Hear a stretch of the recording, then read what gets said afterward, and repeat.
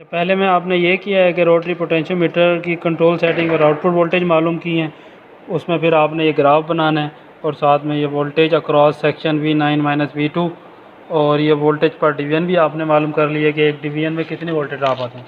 तो अब है आपके पास स्लाइड पोटेंशियोमीटर, तो ये भी आपके वेरिएबल रजिस्टर ही है 10 किलो ओम का। तो इसमें हॉरिजॉन्टल इसने मूव करना है तो उस हिसाब से इसकी आउटपुट चेंज होनी है। इसके भी सेम उसी तरह आपने कंट्रोल सेटिंग 1 से लेकर 10 और आउटपुट वोल्टेज मालूम करनी है। फिर आपने ग्राफ ड्रा करना है और या आपने फिर रेजिस्टेंस भी मालूम करनी है। Use the digital multimeter on a suitable range to measure the resistance between terminal A and wiper B with the wiper set to position 9। जब आपका वो वाइपर, ये वाइपर है आपका, ये पोजीशन 9 पे सेट हो तो उस वक्त आपने ए और बी के दरमियान रेजिस्टेंस मालूम करनी है। क्या होगी वो यहाँ आ जाएगी R9। तो इसी तरह R2 मालूम कर लेंगे आप। रेजिस्टेंस बिटवीन 2 पॉइंट, ये आपको पता लग जाएगा कि आपकी जो रेजिस्टेंस है वो डिस्ट्रीब्यूटेड किस तरह है, कि पूरी जो आपका स्केल है इसमें इक्वली डिस्ट्रीब्यूटेड है।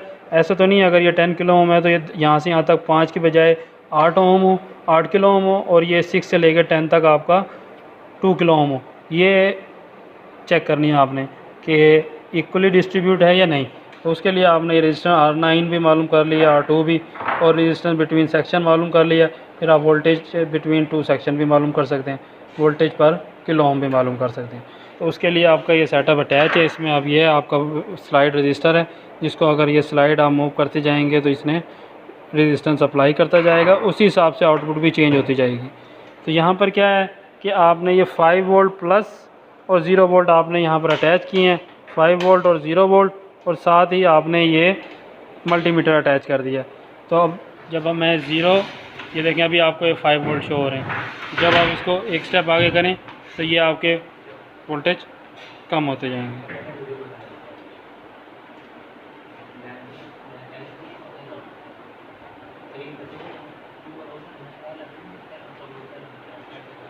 अब इसमें ये बात नोट करने की है कि आपने एक साइड पे +5 दिए हैं, दूसरी साइड पे -5 दिए हैं, 0 to 5 नहीं दिए। ये आपने आउटपुट के लिए अटैच किया हुआ हमने। तो ये +5 to -5 है। इसका मतलब है जब हम स्केल को चेंज करेंगे तो दरमियान में कोई 0 वैल्यू होगी। तो एक साइड पे -5 होगी, ये देखें आप, ये आपके पास 5, -5, 4, -3, -2, ये चेंज हो रहे हैं आप। ये 1.5, ये 0 हो जाएगा। फिर ये देखें अब स्केल चेंज हो गया, अब ये पॉजिटिव में चेंज हो रहा है।